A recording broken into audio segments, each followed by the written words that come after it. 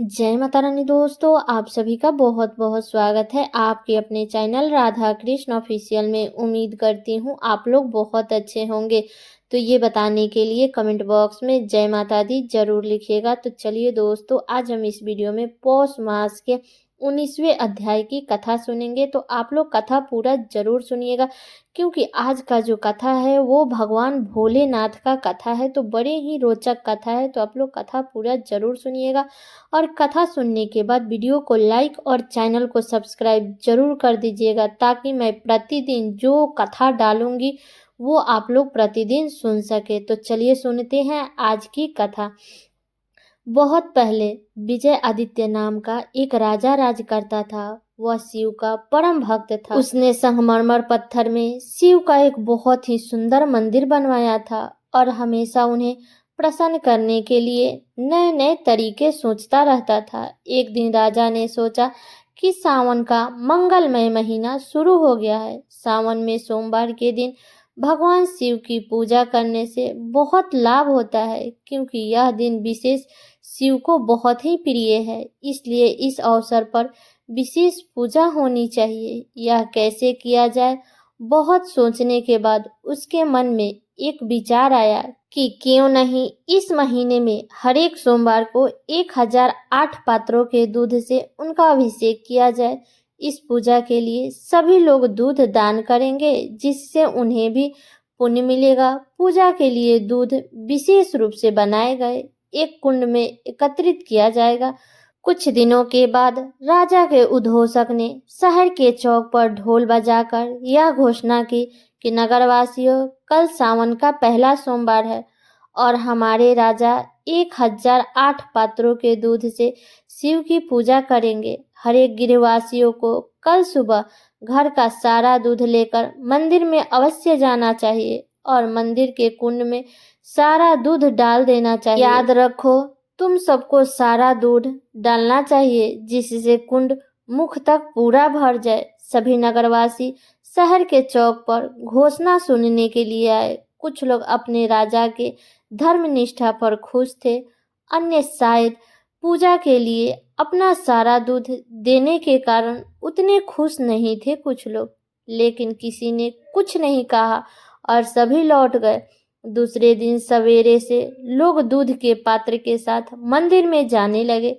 शीघ्र ही मंदिर के सामने एक लंबी कतार बन गई, क्योंकि कुंड में अपने हिस्से का दूध डालने के लिए अधिक से अधिक लोग आने लगे। वे सब अपने घर का सारा दूध ले आए थे। बछड़ों के लिए एक बूंद भी नहीं छोड़ा था। शिशु, बच्चे, बूढ़े तथा बीमार, उस दिन किसी को भी अपने हिस्से का दूध नहीं मिला, क्योंकि सारा दूध मंदिर के कुंड में डाल दिया गया था। जैसे जैसे समय बीतता गया, कुंड में दूध का स्तर धीरे धीरे ऊपर उठने लगा। फिर भी दोपहर तक कुंड आधा ही भरा। हर एक क्षण इतने पात्र के दूध कुंड में डालने पर भी कुंड खाली था। यह सचमुच आश्चर्य की बात थी।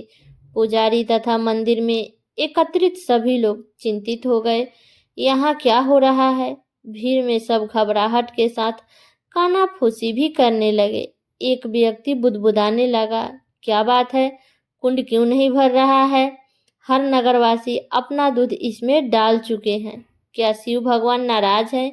क्या हम लोगों से अनजाने में कोई पाप हो गया है? पुजारी बहुत घबराए हुए थे। तभी मंदिर के आहते में एक बूढ़ी औरत ने प्रवेश किया, जिसे शायद ही किसी ने ध्यान से देखा होगा।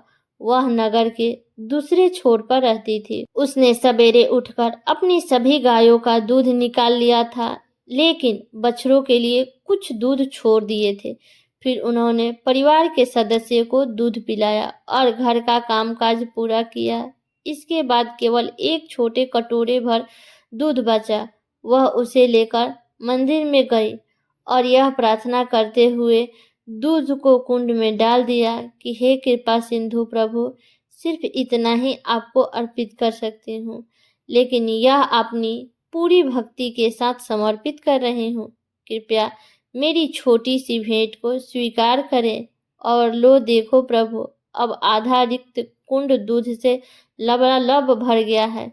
बूढ़ी औरत जैसे ही विनती भाव से आई थी, वैसे ही चली गई।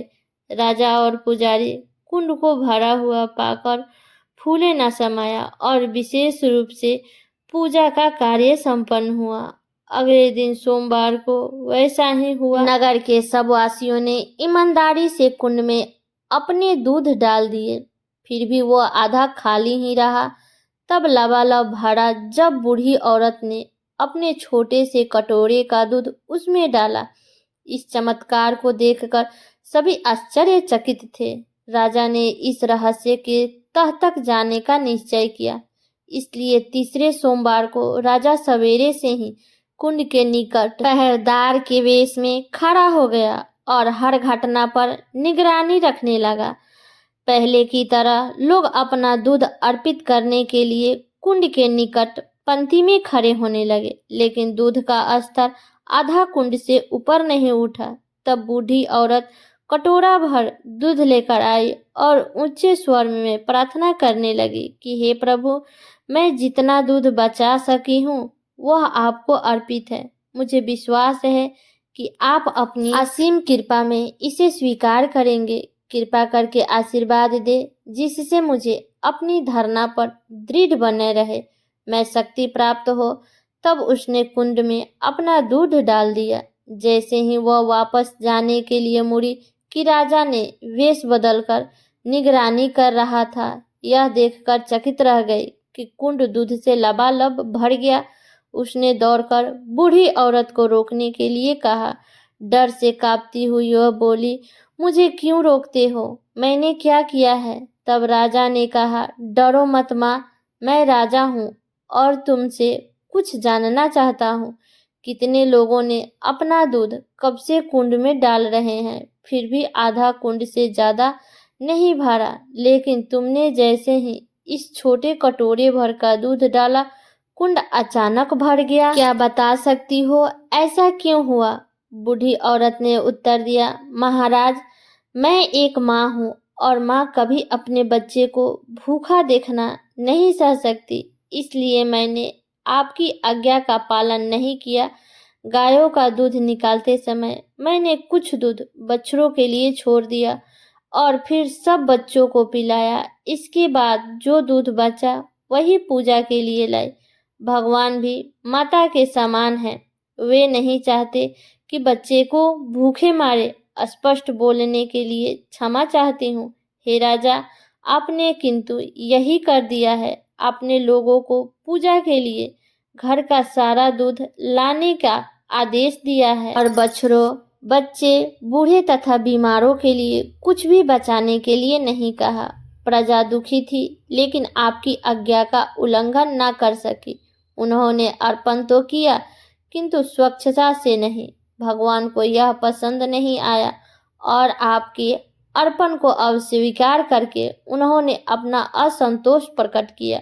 राजा यह सुनकर विचार में खो गया। वह ठीक कहती है, उसने मन में कहा। राजा को भी अपनी प्रजा के लिए माता के समान होना चाहिए, जो उसके स्वास्थ्य और सुख का ध्यान रखे। लेकिन मैं अपने पूजा के लिए उन्हें दूध देने पर मजबूर करके महापाप कर रहा था। फिर भगवान हम पर कैसे प्रसन्न रहते? शर्म से उनका सिर झुक गया। वह बूढ़ी औरत बोली, मैं तुम्हारा शुक्रगुजार हूँ माँ, तुमने हमारी आंखें खोल दी और सच्ची भक्ति का मार्ग दिखाया। तब राजा ने तुरंत घोषणा करवाई कि आने वाले सोमवार के दिन लोगों को उतना ही दूध लाना है जो बछड़ों, बच्चों, बूढ़ों तथा बीमारों को पिलाने के बाद बच जाए। अगले सोमवार को भी, जो सावन का अंतिम सोमवार था, मंदिर पर सवेरे से ही लंबी कतार थी। लोग उतना ही दूध लाए थे जो बचा सके थे। राजा ने भी उतना ही दूध डाला जो महल के बछड़े, बच्चे तथा अन्य लोगों से बच पाया था।